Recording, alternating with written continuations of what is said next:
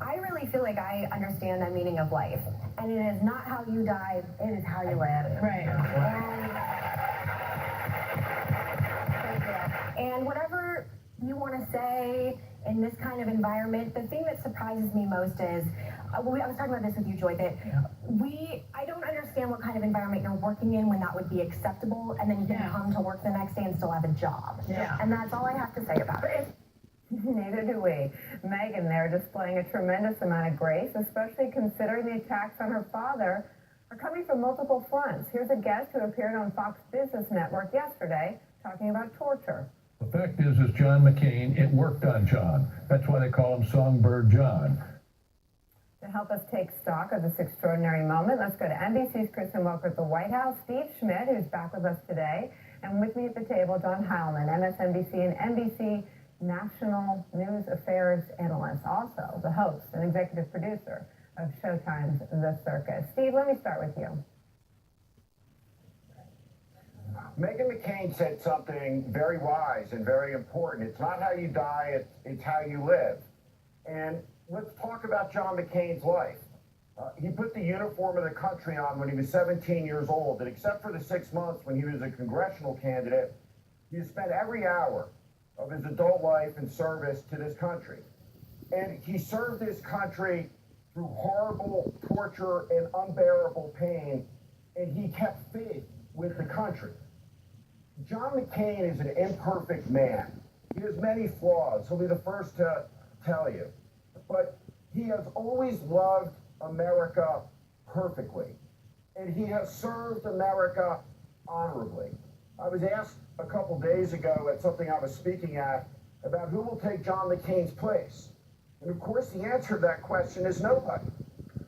500 years from now, should America endure, there won't be another John McCain. We'll never see anybody like this in high public office in American life ever again. We should not fall out of our chairs that a vile person like Kelly Sadler works in this corrupt and vile administration. We see it every day. But when we look at why Donald Trump isn't going to be invited to John McCain's funeral, it's because of how they've lived their lives. John McCain's life was honorable. It was about service to others. It was about reconciliation.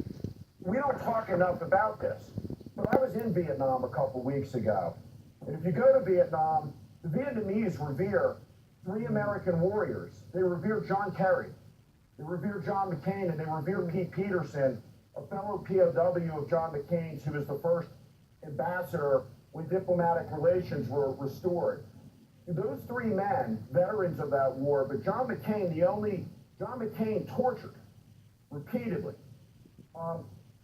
He was an instrumental leader in the reconciliation of our countries so that this generation could be friends. His life has been about decency and honor, compared to a president who's unworthy to say his name out loud, a man who is small and vile and mean and cruel and narcissistic, a man who's a coward, a man who dodged the draft, a man profoundly unworthy enough that he can't even understand at a conceptual level the meaning of John McCain's life. The virtues and the values that John McCain stands for in his long life of service to this country are unextinguishable. They light the sky like a star to guide us to the antidote for this vile, debased, corrupt administration. And so Meghan McCain had it exactly right. It's about how you live your life. And Kelly Sadler and all the people in that White House that are tearing down our institutions, pitting American against American, they're exactly the opposite of John McCain. He's a guy that I've known well, and I was honored to have a small role in the giant chapter that he wrote in American life. There were times where he infuriated me, he enraged me, he inspired me, he made me laugh, he kicked me in the ass when I deserved it, and he put an arm around me when I needed it. I love him very much. And despite all his flaws, I'll just say he is the greatest man I've ever known. And he is the type of man that I would aspire, and I think any parent in this country would aspire for their son to be like. And I don't think there's a lot of parents out in this country today who are saying, I want my kid to grow up like Donald Trump. And one thing I know for sure, there will never be a person on television, not now and not for 1,000 eons, that ever says what I just said about John McCain of Donald Trump, that he's a great man. He's a small and vile man. And that's the difference between the two men. Let me show our viewers how the White House dodged questions about John McCain today. Let's watch. Does he still have a job? I'm not going to comment on an internal staff meeting. Does the White House not think that you need to condemn these remarks or comment? Again, I'm not going to validate a leak one way or the other out of an internal staff meeting.